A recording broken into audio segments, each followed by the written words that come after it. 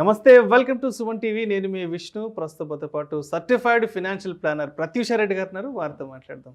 నమస్తే మేడం. నమస్తే అండి. ప్రత్యూష్ గారు, ఇప్పుడు ఇన్వెస్ట్మెంట్స్ విషయంలో అందరూ సర్వసాధారణంగా చేసే ఒక 5 రకాల తప్పులు ఏముంటాయి అంటే మీరేం చెప్తారు?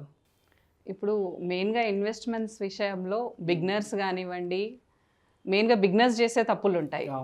ఆల్రెడీ ఇన్వెస్ట్మెంట్లో ఉన్న వాళ్ళకి ఏంటంటే దాని గురించి నాలెడ్జ్ ఉంటుంది కాబట్టి వాళ్ళు అంత తప్పులు చేయలేరు.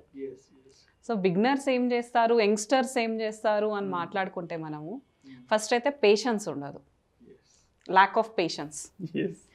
ఏంటి, ఇన్వెస్ట్ చేస్తారు, ఇన్వెస్ట్ చేసినాక ఓవర్ నైట్లో డబ్బులు వచ్చేయాలి, మార్కెట్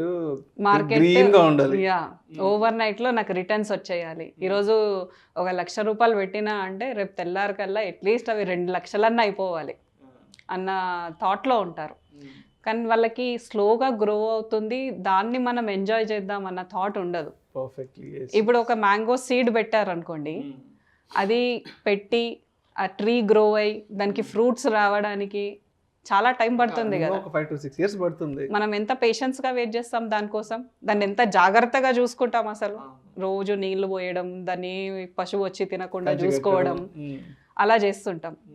కాకపోతే ఇన్వెస్ట్మెంట్ చేసిన వాళ్ళు ఏంటంటే ఆ ఆలోచన ఉండదు. అరే ఈరోజు పెట్టినాం కదా, 1 year కల్లా ఇంత అయిపోవాలి, లేకపోతే ఇది రాంగ్ ఇన్వెస్ట్మెంట్, దీంట్లోంచి తీసి వేరే దాంట్లో పెడదాము. సో ల్యాక్ ఆఫ్ పేషెన్స్ ఉంటుంది. కానీ ఎవరైతే పేషెంట్గా వెయిట్ చేస్తారో ఈ ఇన్వెస్ట్మెంట్స్తోని ఏమవుతుంది, వాళ్ళకి మంచి రిటర్న్స్ గెయిన్ చేసుకుంటున్నారు లాంగ్ టర్మ్లో. ఇప్పుడు పేషెన్స్గా వెయిట్ చేయకుండా 2-3 yearsకి స్కీమ్స్ని షిఫ్ట్ చేస్తూ ఉంటారు.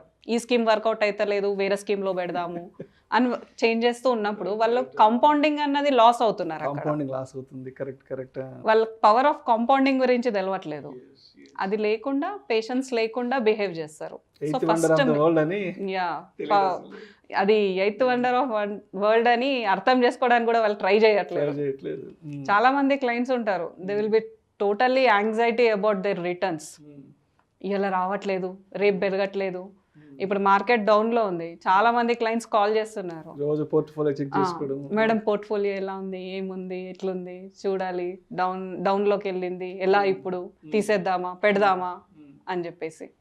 మీరేం పానిక్ అవ్వకండి, పేషెంట్గా ఉండండి. మార్కెట్ అప్లో ఉన్నప్పుడు డౌన్లోకి వచ్చింది, మరి డౌన్లోంచి అప్లోకి కూడా వెళ్తుంది కదా, వెయిట్ చేద్దాము. మనం తీసేస్తే మనం లాస్ అయిపోతాం రిటర్న్స్ అన్నిటిని అని చెప్పడం తప్ప ఇక్కడ. అందుకే క్లయింట్స్ ఎప్పుడు కూడా పేషెన్స్గా ఉండాలి. డిస్టర్బ్ అయిపోతుంది. అండ్ నెక్స్ట్ వచ్చేసి ఏంటంటే, ఇప్పుడు మెయిన్గా యంగ్స్టర్స్ వేరే వాళ్ళు పెడుతున్నారు కదా నేను కూడా పెట్టాలి, పక్కన వాళ్ళు పెడుతున్నారు నేను కూడా పెట్టాలి. ఇప్పుడు మన క్రిప్టోకి ఎందుకు అంత క్రేజ్ వచ్చింది? ఒకరిని చూసి ఒకరు పెట్టడమే. అంతే. కాలేజ్లో నేను పెట్టాను, అరే బిట్ కాయిన్ తీసుకున్నానరా, ఇథీరియం తీసుకున్నానరా అని చెప్పంగానే అవేంటో తెలియకుండా పెట్టేస్తారు. నేను కూడా ఇన్వెస్ట్ చేశాను చెప్పుకోవడానికి నలుగురిలో. ఎందుకంటే నేను ఇన్వెస్ట్ చేయకపోతే నాకు తెలియదు అని పక్కన వాళ్ళు అనుకుంటారు. సో ఆ థాట్తో కూడా ఇన్వెస్ట్మెంట్స్ చేస్తున్నారు చాలా మంది. అండ్ దాంతో ఏమైపోతుంది, చాలా లాసెస్లో ఉన్నారు చాలా మంది. ఇప్పుడు చూస్తే ఒక 2-3 lakhs లాసెస్లో ఉన్నారు చాలా మంది.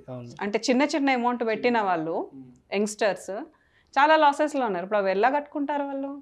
మళ్ళీ పేరెంట్స్ పైన డిపెండ్ అయ్యి కట్టాలి, పేరెంట్స్ కట్టాలి మళ్ళీ వాటిని. అండ్ ఏం చేస్తున్నారు ఇప్పుడు, అలా కాకుండా ఇంకేం చేస్తారంటే, ఇప్పుడు యాప్స్ వస్తున్నాయి కొత్త యాప్స్లో ఈ ఇన్వెస్ట్మెంట్ చేస్తే మీకు ఇంత రిటర్న్ వస్తుంది, ఆన్లైన్ యాప్స్ మంత్లీ మీకు ఇంత రిటర్న్ ఇస్తామన్న యాప్స్ కూడా ఉన్నాయి. మీకు పాకెట్ మనీకి యూజ్ అవుతాయి. So pocket money, secondary pocket మనీగా యూజ్ అవుతాయి, మీకు ప్యాసివ్ ఇన్కమ్ లాగా యూజ్ అవుతాయి అని చెప్పేసి చెప్తున్నారు యాప్స్లో. సో వీళ్ళు ఏం చేస్తున్నారు, అట్రాక్ట్ అయిపోయి దాంట్లో ఇన్వెస్ట్మెంట్ చేస్తున్నారు. కానీ ఆలోచించట్లేదు, దాని గురించి ప్రాపర్గా తెలుసుకోవట్లేదు. ఇప్పుడు బిట్ కాయిన్ టెక్నాలజీ గురించి తెలిసి ఇన్వెస్ట్ చేసిన వాళ్ళు ఎంతమంది ఉంటారండి? లెస్ దెన్ 1% అని చెప్పవచ్చు. అసలు ఏంటి అంటే కూడా మైనింగ్ అంటే ఏంటి, అసలు టోకెన్స్ అంటే ఏంటి, అసలు ఏమి తెలియదు. బిట్ కాయిన్లో పెట్టామంటే పెట్టాము అంతే, అలా ఉన్నది సిచ్యువేషన్. సో అది మానుకోవాలి ఫస్ట్. మీరు ఇన్వెస్ట్ చేయండి, బిట్ కాయిన్లో కాకుండా వేరే దాంట్లో ఏదైనా కొత్తది వచ్చిన దాంట్లో కూడా మీరు ఇన్వెస్ట్ చేయండి, ప్రాబ్లం ఏం లేదు. కాకపోతే దాని గురించి ఫస్ట్ పర్టికులర్గా నాలెడ్జ్ తెచ్చుకోండి, అట్లీస్ట్ మినిమం నాలెడ్జ్ అన్నా ఉండాలి మీకు. అసలు చాలా మందికి అది ఫిజికల్ వర్చువల్ కూడా తెలియదు. తెలీదు. చాలా మంది ఏంటంటే బిట్ కాయిన్స్ని మ్యూచువల్ ఫండ్స్ అనుకున్న వాళ్ళు కూడా ఉన్నారు.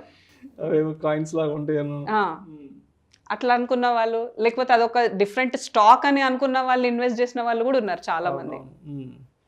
సో అలాంటి ఇన్వెస్ట్మెంట్స్ అన్నది తగ్గాలి క్లయింట్స్లో.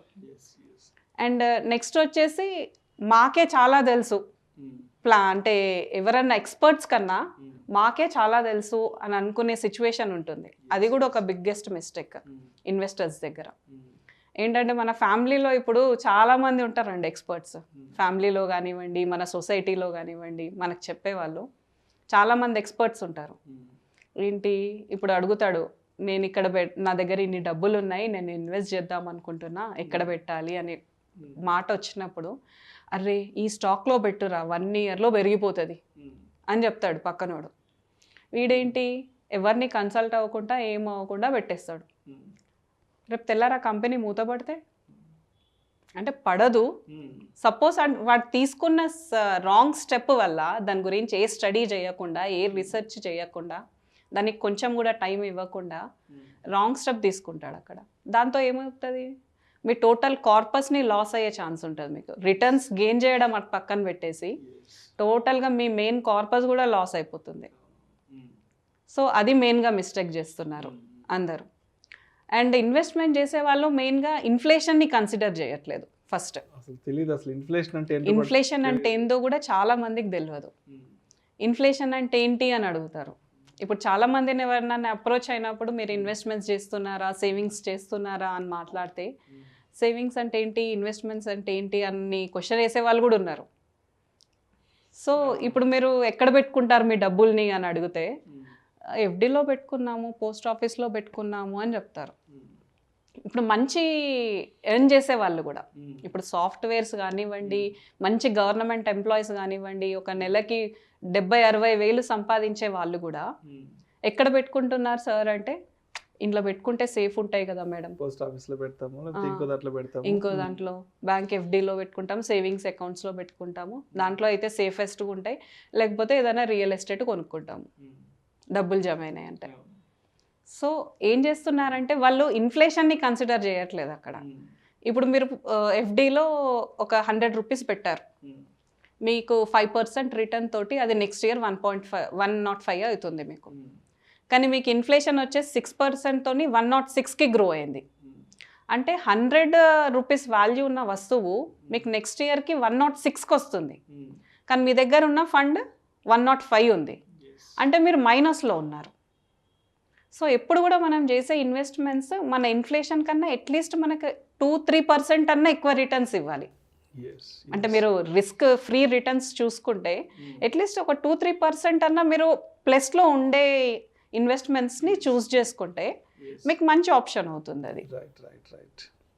అండ్ నెక్స్ట్ వచ్చేసి వాళ్ళు ఏంటంటే ఇదేమంటారు, ఈ గ్రోత్ అండ్ రిస్క్ని క్యాల్కులేట్ చేయట్లేదు. గ్రోత్ అండ్ రిస్క్ని అసలు కన్సిడర్ చేయరు. ఏంటి ఇలా పెట్టాము రేపు రావాలి అన్న థాట్లో మాట్లాడుకున్నాం కదా ఇంతకుముందు. సో రిటర్న్కి రిస్క్కి డిఫరెన్స్ కూడా తెలియదు చాలామంది ఇన్వెస్టర్స్కి, బిగినర్స్కి. సో ఇది రిస్కీ ఇన్వెస్ట్మెంట్, ఇక్కడ రిటర్న్స్ ఎక్కువ వస్తున్నాయి అంటే ఇది రిస్కీ ఇన్వెస్ట్మెంట్ అని దాన్ని అంచనా వేసే నాలెడ్జ్ కూడా ఉండట్లేదు వాళ్ళకి.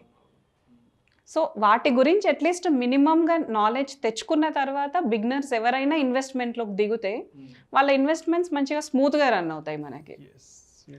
సో వీటన్నిటిని కన్సిడర్ చేసి మీరు అందరు ఇన్వెస్ట్మెంట్ స్టార్ట్ చేసుకుంటే మీ ఇన్వెస్ట్మెంట్స్ అనేవి సేఫెస్ట్ ఇన్వెస్ట్మెంట్స్ అవుతాయి అప్పుడు. Thank you so much Pratyusha Reddy గారు. సర్వసాధారణంగా అందరూ ఇన్వెస్ట్మెంట్స్ విషయంలో చేసే ఒక 5 రకాల తప్పుల గురించి చాలా క్రిస్టల్ క్లియర్గా ప్రేక్షకులకు మేము విశ్లేషణ ద్వారా వివరించారు. Thank you so much madam. Thank you అండి.